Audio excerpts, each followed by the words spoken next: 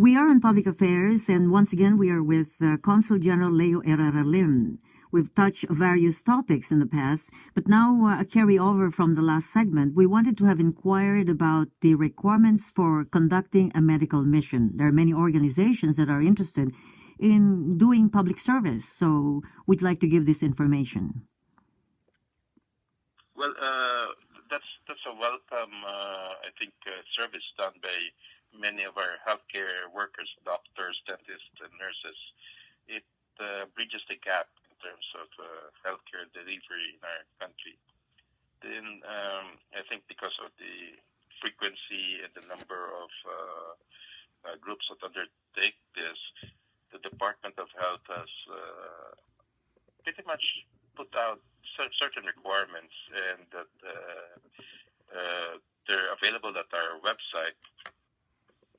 And pretty much the requirements would be every participant has to have a license to practice in the Philippines. If they're not licensed, they can apply for a temporary license through the Department of Health. And then in terms of medicines that they bring in, it's a little bit strict in terms of that they have to have an itemized list. They have to declare the flight or the vessel where the medicines will come in through. Then there's a deed of donation that has to be authenticated by the consulate, identifying who's giving the medicine and to what entity in the Philippines, and all those should be authenticated by the consulate. And then there's a requirement that the medicines should not have an expiry date less than 12 months. And certain medical missions, this has complicated their operations. That's wonderful, actually, a project for many organizations. Consul General, there's so much interest on the part of the community with regards to updates about the election that will be held in the Philippines. First, when will it be held? Second, would you have the statistics on the number of registered overseas voters? And third, what happens to those who have not registered and had been deactivated? Let me try to tackle the elections date. I think that's fixed by our Constitution.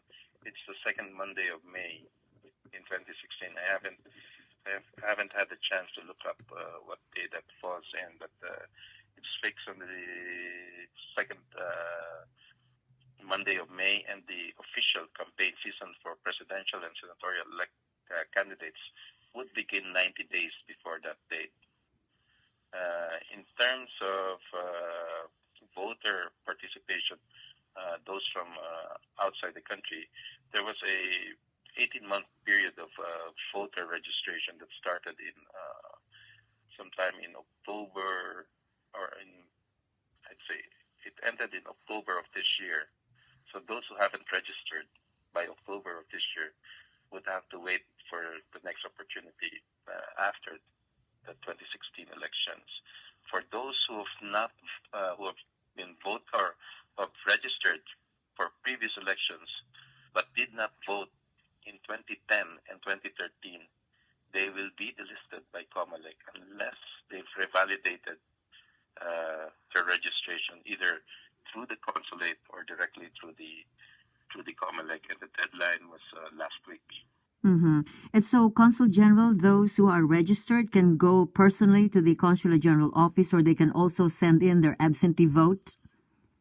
Well, the whole process is not yet disclosed to us by COMELEC. In previous years, what COMELEC did was mail the ballot directly to the voter, and then the voter mailed it back to the consulate, and we counted the votes here at the consulate. But during these past few weeks, we've recommended to COMELEC that they can send in the ballot, or we can send in the ballot to the voter, but we need some automation in terms of counting, because otherwise the overseas votes might be counted like 3 or 4 days, while the voters in the Philippines would have finished counting 5 or 6 hours after the elections, it renders pretty much anticlimactic, the counting Yes. overseas. Definitely. Yeah, but the ballot is mailed to the voter around close to 45 days before the election date. So the voter would have like a few weeks to understand the candidates' platforms and the issues before voting. And hopefully, Consul General, which I know in the past had happened, hopefully they will be able to also update, meaning the voters will be able to have a chance to send in their new addresses, if ever. Well, we hope that COMELEC would be able to accommodate all those before they mail in the ballot. Yes. Thank you so much for this update on public affairs, Consul General Leo Herrera-LIM. Thank you, AWEE. Thank you.